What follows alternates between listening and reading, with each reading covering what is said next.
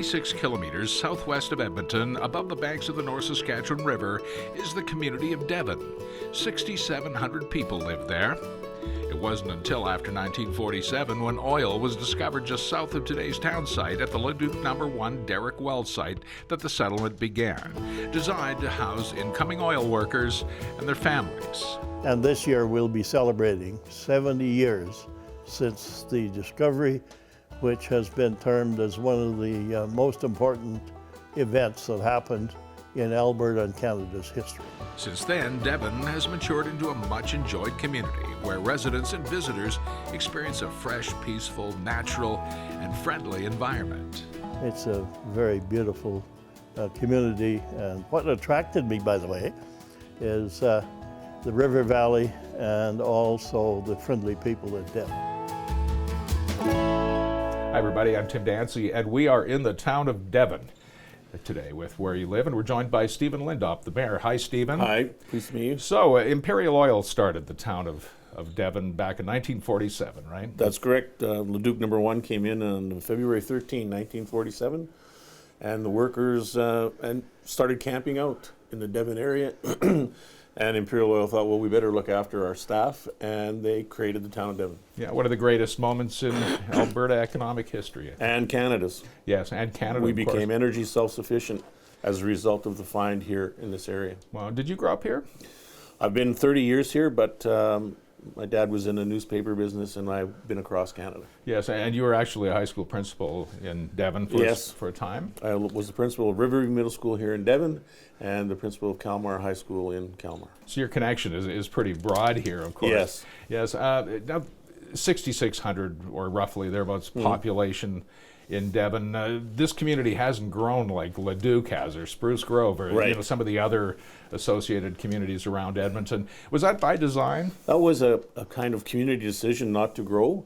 But in the last municipal election, people changed their minds and decided that they wanted more amenities, and they elected basically a brand new council. And the mandate was to grow. And so we've been growing, and we have 2 subdivisions growing right now. We'll have a third in the spring, and we'll grow. Nobody wants to become huge in Devon because it's such a beautiful community, and people want to preserve that, especially our river valley.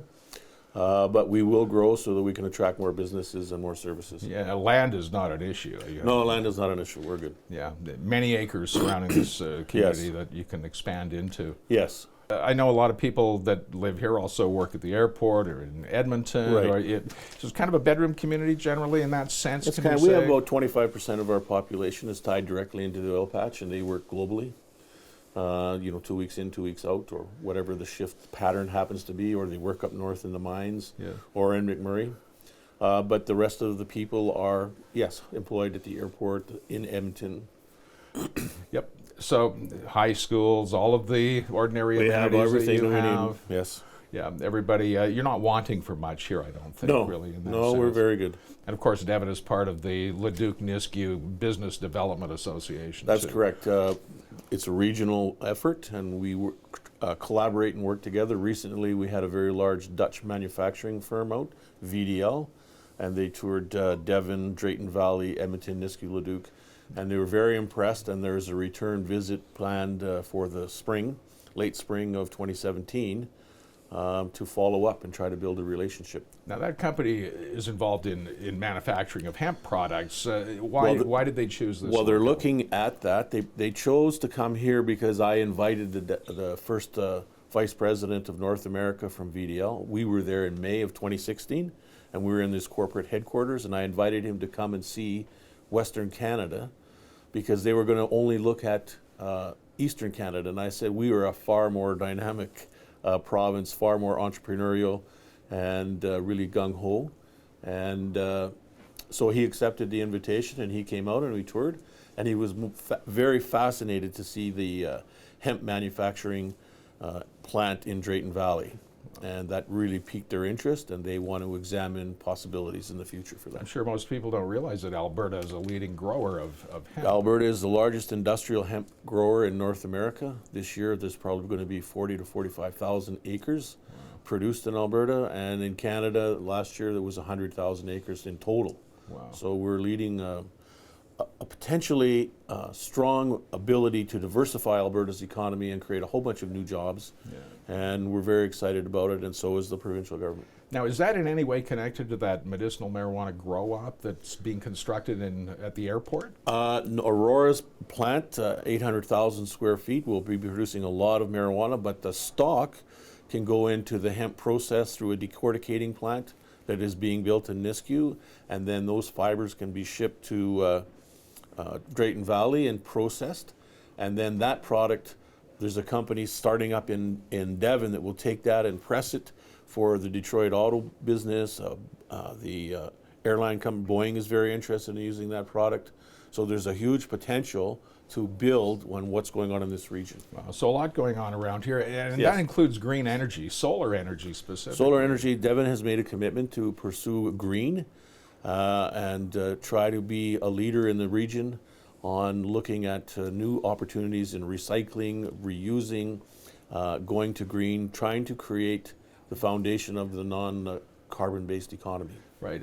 I understand that you're already a leader in solar panel use here. Yeah, we have our community center, 393 panels taking us, we're providing our own energy for that. We have solar crosswalk, solar lights. We're trying to build that, and we're having some very exciting discussions on the brownfield that we have in our community, 1 acre, of transforming that into a solar panel farm.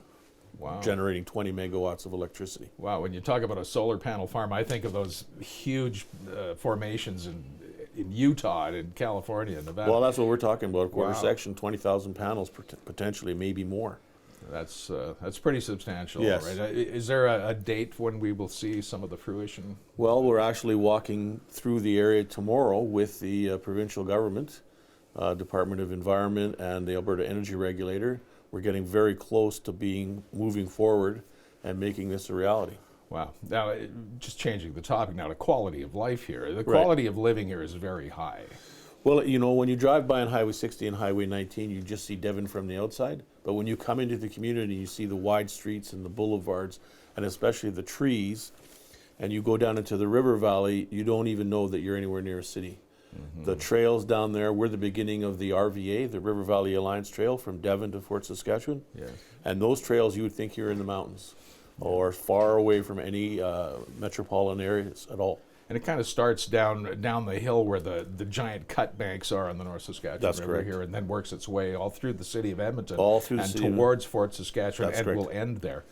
It'll end in that region, yes. Yeah. Will there be amenities along the way? Within That's under your discussion. jurisdiction? They're trying to preserve the river valley as much as possible, but we do have the boat launch. We have some facilities that are down there. Yeah. But as much as possible, we want to preserve the river valley. It's the largest urban park in North America. Wow. And we want to protect it and make sure that everybody can enjoy it. Already, we think 100,000 people are down there on a weekend basis.